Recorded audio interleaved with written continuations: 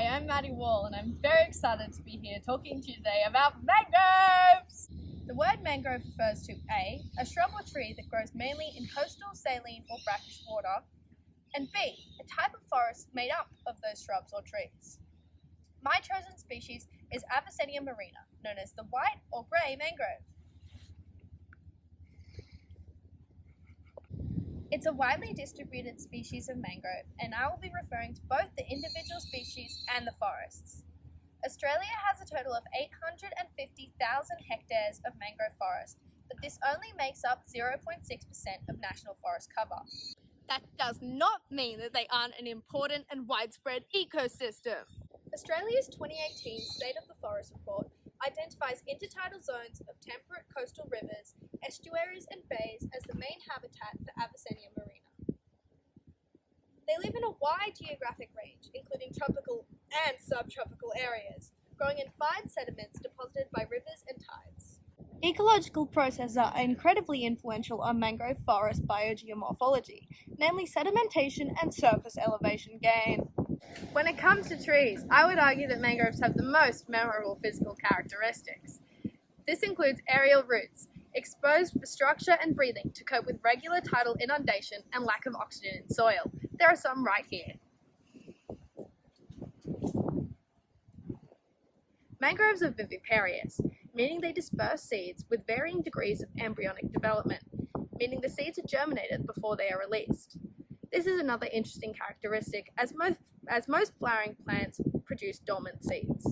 Well, that sounds very exciting. New South Wales PlantNet describes them as a small tree or shrub up to 9 meters high, with branches, inflorescence, and lower surfaces of leaves greyish or silvery. How fun! What do you think of natural selection?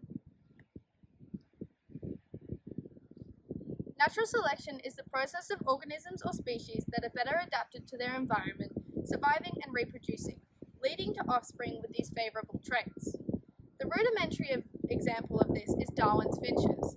The different species had different shaped beaks depending on their diet, a favourable trait that improved their survival. Natural selection of mangroves is a bit more complex. They obviously have the same shaped beaks. Ultimately, the main adaptation of mangroves is their ability to tolerate high saline environments. Opposed to other plant species, all mangroves have evolved specialized roots with impermeable cuticles that allow extra filtration when needed. The white mangrove has evolved such that it requires salinity to grow, thriving in environments with more than 50% seawater. A 2015 study from the ANU Research School of Biology states that mangrove species that survive best in marine conditions have been seen to have lower hydraulic conductance of stems and longer hydrocarbon chains, basically meaning that they take up less water and have thicker cuticle composition. This is likely due to natural selection. Each mangrove species has specific adaptations to accommodate for their habitat, and Avicennia marina is the most prominent species in marine environments on the Australian coast. Mangrove forests are one of the most productive and biologically important ecosystems in the whole world and are often underestimated.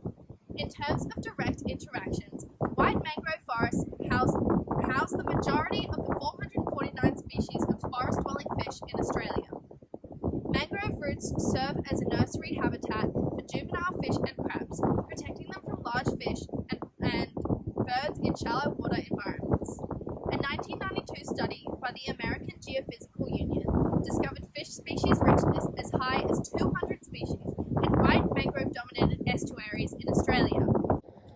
While aerial mangrove roots provide an important and unique habitat for many species, they indirectly affect entire coastal ecosystems. This is because mangrove forests stabilize shorelines and reduce riverbank erosion, thus minimizing the effects of natural disasters like floods. Furthermore, mangrove forests thrive in sedimentary soil. They can store organic and inorganic carbon, helping to tackle climate change and pollution. Avicennia marina is listed as a least concern species, but population is decreasing. Like many species, climate change is the biggest threat to mangrove survival due to its coastal habitat. In Australia, climate change threatens more frequent and more severe El Nino and La Nina events, posing many risks regarding weather patterns. Cyclones result in substantial dieback of mangrove forests due to tidal inundation, which is the overloading of seawater. While mangroves can adapt to the salinity levels brought on by droughts, these conditions drastically decrease ecosystem productivity and biodiversity. An example of this was the 2015 major dieback event along the southern coast of the Gulf of Carpentaria. An area between 7 and 10,000 hectares along a 700-kilometre stretch of coastline was affected, mainly Avicennia marina and Rhizophora stylosa. The 2015 dry season had unusually low sea levels, attributed to an intense El Nino pattern, with 2018 State of the Forest report describing the event as producing hypersaline conditions that were beyond tolerable by the mangrove species. The main way to support Avicennia marina conservation is to recognise the establishment of mangrove protected areas. Evidently, this is not one of them. Over 10% of Australia's mangrove forests are protected sites under the 1971 Ramsar Wetlands of International Importance Convention, and all mangrove forests in Queensland are protected under the 1994 Fisheries Act. While this is massive in terms of conservation, not enough people know about the importance of mangroves and why they should be protected. To find out more, I would recommend having a look at this article from The Guardian. It's a quick read that outlines the significance of mangroves in Australia and their many ecological benefits in an accessible and interesting format. If you're a nerd like me, I would recommend looking at this article from the Department of Climate Change, Energy, the Environment and Water. It's slightly less engaging, but has some amazing information and links to further resources and conservation sites. This has been Maddie Wall. I love mangroves and I hope you do too. Bye!